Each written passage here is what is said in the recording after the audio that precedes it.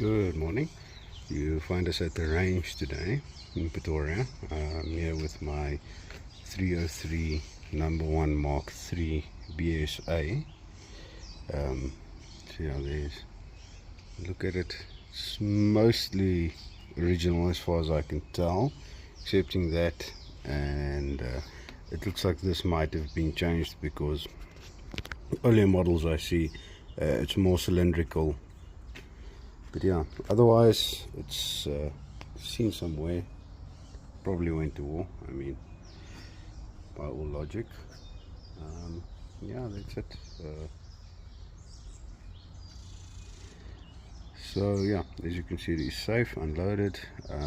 So yeah, my father was nice enough to part with some old 303 ammunition. So yeah, I don't know if you can see in the light maybe. So that's BMP Mark 7, so that's newer ammunition, and then that I've got no idea what that is. So I'm suspecting this ammunition is probably from the 40s up until 60s, 70s. I think BMP obviously made in South Africa. And I've got 3 rounds here on the stripper clip, and yeah, I've got a target up at 75 meters, and yeah, we're gonna see if we can hit that. This is the first time I'll be shooting this rifle since I bought it, and yeah, we're gonna see what we can do. Open sights, obviously. It is set on 200 yards, which is the least or the closest range, which is just under 200 meters. So we're gonna have to see how I can correct for that, and I just sort of want to see if I can hit the paper with it. I've given the barrel a good cleaning with Ballistol Solar. I can't even remember, but yeah, it's that ammonia concoction of theirs. A lot of that came out. It was actually crazy. I'll add the photo so you can see that, and yeah, let's get to shooting. Let's see what happens.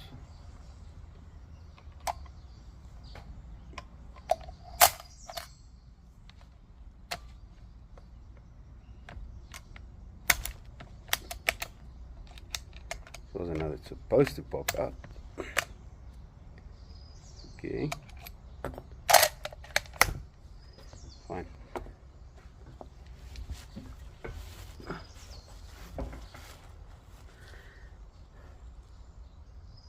Now this is a learning curve completely, but yeah, let's see what we can do.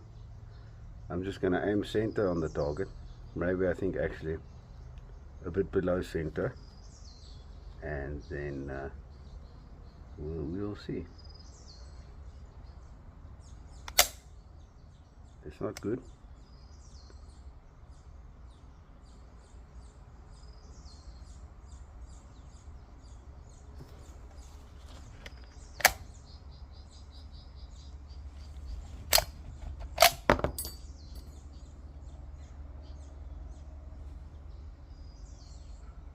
Okay.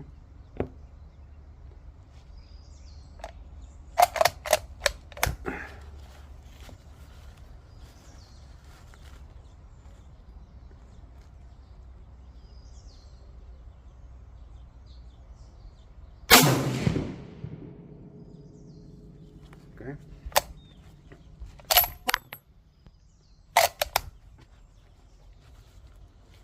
What I forgot to mention is I'm not sure if this is cordite or gunpowder.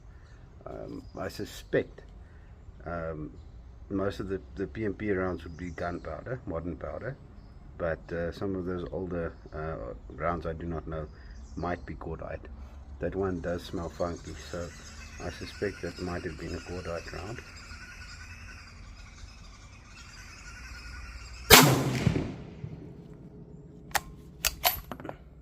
Okay. Yeah, it is one of those older rounds, so I'm just going to leave this one aside and just get another one. What happened there is I didn't hit the paper, so that means one of 3 things. Number one is I could be a terrible shot. Number two is I'm shooting too high. Number three would be is that shooting too low.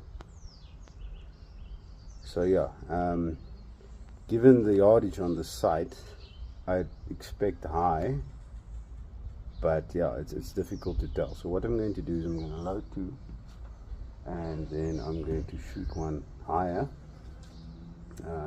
so 4 inches higher and then 4 inches lower, and then we can see what happens. So I'm going to load not only the stripper clip for 2 rounds, is sort of a waste. So I'm going to do that.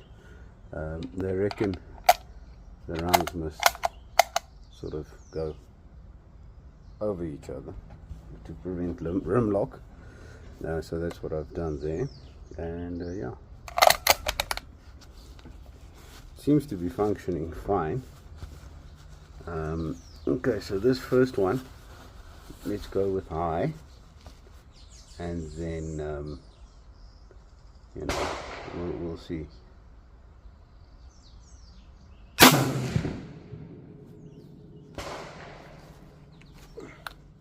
So that's another thing I picked up, is safety.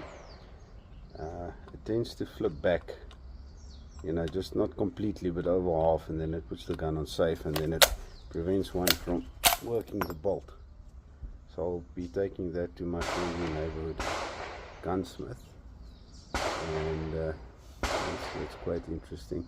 But yeah, these 303s apparently are prone to do this because it's quite a hot cartridge, and it's apparently it's not so much the cartridge as the actual rifle, because of the tolerances apparently.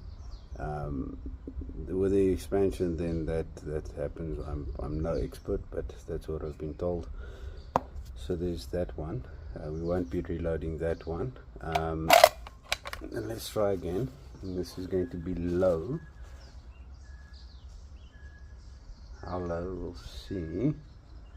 And then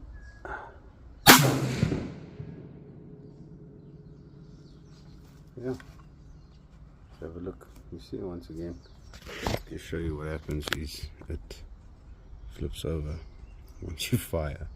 It's a small thing, but it's quite irritating, and obviously prevents you from working the bolt. So yeah, I'll have to have that looked at. Obviously the gun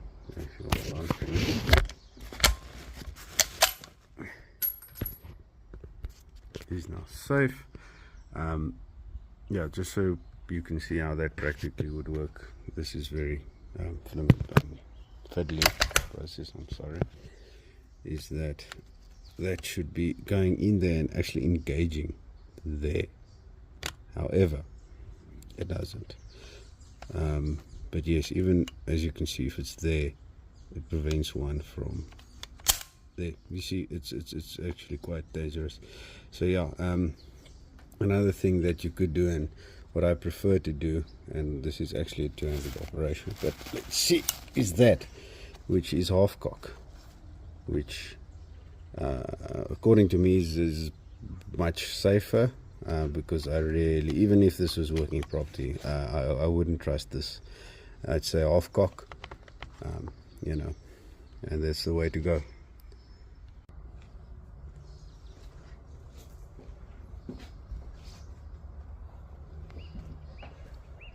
So we managed to hit the target. I'll put up a photo, but in a stroke of genius, we have not looked at the target between the two shots, so we don't know which adjustment actually caused us to hit the target. Well, sort of hit the target, at least it's on the paper. So yeah, we'll do some more experimenting and see. You know, seeing as that shot is sort of center, it gives me hope that I didn't buy a lemon, which I don't really think I did.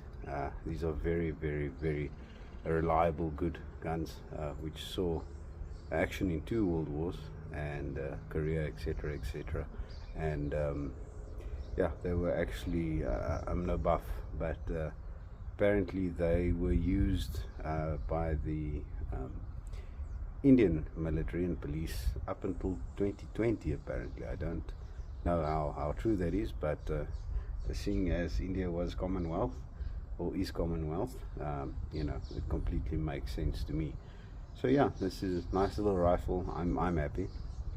We'll obviously tweak it a little bit, and I'm just gonna go buy some, you know, modern ammo so that we can get a proper benchmark. I've also got no idea what grain these bullets are. Maybe if somebody from the markings can tell me, somebody that knows more. But yeah, it was very interesting, very fun to shoot. There's really minimal recoil, you know, much less than what you'd expect. So yeah, for a gun that is by my you know, calculations about 108 years old, from what I can tell, what I've read, it was probably built between 1915 and 1917. So that's interesting. It's got a lot of history. And then also it was also, if you look here at the back of the butt plate, it's got a SAP, which is the South African Police.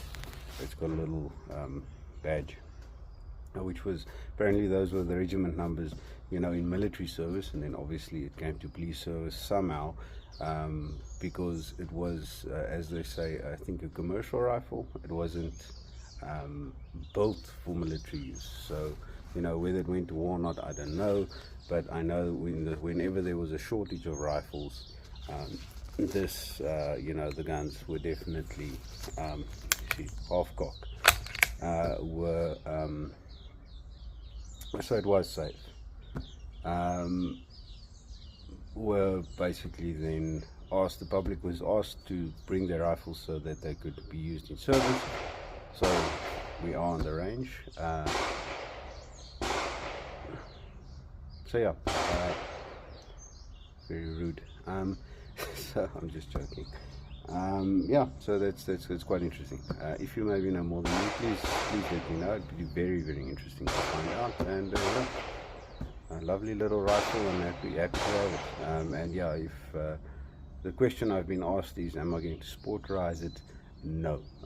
For now, I've got absolutely no intention of doing so. I feel, given that there are so many 303 variants out there that have been sporterized and that you can pick up already sporterized, I thought, you know, given that it is a great hunting caliber and all that, but for me, for now, I'm just going to keep it original. My father also was nice enough to give me a Wilkinson Sword Company bayonet, which is actually dated 1917, so it's a 1907 patent bayonet for the 303. So it fits perfectly, and as far as I can tell, sort of matches, you know, the production date of the rifle, which for me is quite nice, and from what I've read is they're quite sought after. So thanks, Dad. Yeah, that's basically it. Have a good one.